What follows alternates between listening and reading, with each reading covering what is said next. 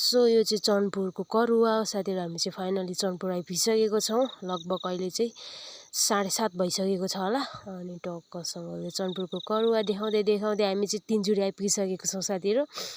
यस्तो राम्रो दिन भइदिइरहेको थियो कि ओ माय गॉड, यस्तो राम्रो, यति धेरै लाली गुराँस थियो कि साथीहरु। आमा कसम भनेको फर्स्ट टाइम आएको म त यति धेरै खुसी भइरहेको थिएँ।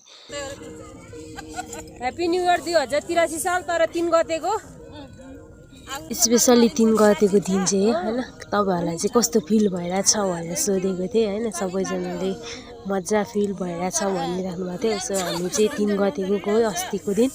एकदम धेरै इन्जोय, एकदम धेरै रमाइलो भयो। Hello everyone, welcome back my mini blog. अनि नमस्ते सेवाएर है त सबैजना सन्चै हुनुहुन्छ होला। म पनि सन्चै छु साथीहरु। आज चाहिँ मेरो फर्स्ट टाइम हैन। सो सिजीको टाइपको चस्मा लाएर चाहिँ म टक्क सिलामसाकमा देखाउँदै आज चाहिँ म घरबाट भ्लग स्टार्ट गर्दै थाहा पाइसक्नु भइसकेको छ थम्बनेल देखेर हैन। सो आज चाहिँ हामी दिनजुरे जाँदैछौँ अनि स्पेशली अनि टक्क म चाहिँ चस्मा लाएर फोटो खिच्छु भनेर टक्क ठिक परिरहेको थिएँ। अनि उता चाहिँ मेरो आमालाई दिदीले स्याहार सुसार गर्दै थियो। आमा पनि जाने हो नि त। अनि टक्क चस्मा चाहिँ मैले आज फोटो खिच्छु भनेर यस्तो लगेको साथीहरु भन्नुपर्ने हुन्छ नि तपाईहरुलाई नै। मैले फर्स्ट टाइम लगाएको हो नि त चस्मा चाहिँ। यता तुम्माहरू पनि ठिक पर्दै हुनुहुन्छ। अनि चस्मा चाहिँ मैले टक्क तिनजुरेमा गएपछि चाहिँ म फोटो खिच्छु भनेर चस्मा नै ढल्काइरहेको थिएँ साथीहरु। गाडीमा पछि त बिर्सेछु साथीहरु, फोटो खिच्नै पाएन चस्माको चाहिँ। अनि मैले चाहिँ दिदीको फोन पनि बोकिरहेको थिएँ।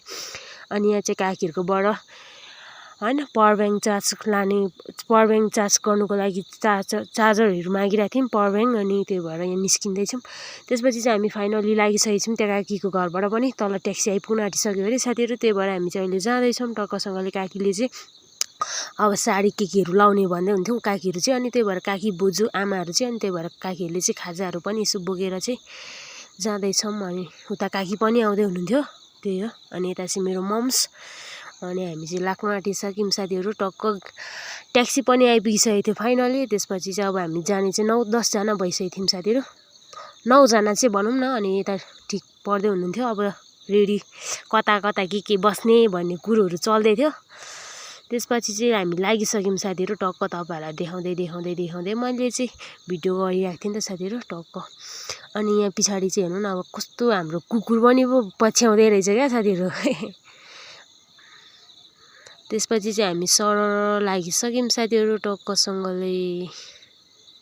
त्यसपछि चाहिँ हामी सरर लाग्यौँ है त साथीहरु। हामी चाहिँ मलबासी आइपुगिसकेको थियौँ फाइनली हैन। त्यही हो।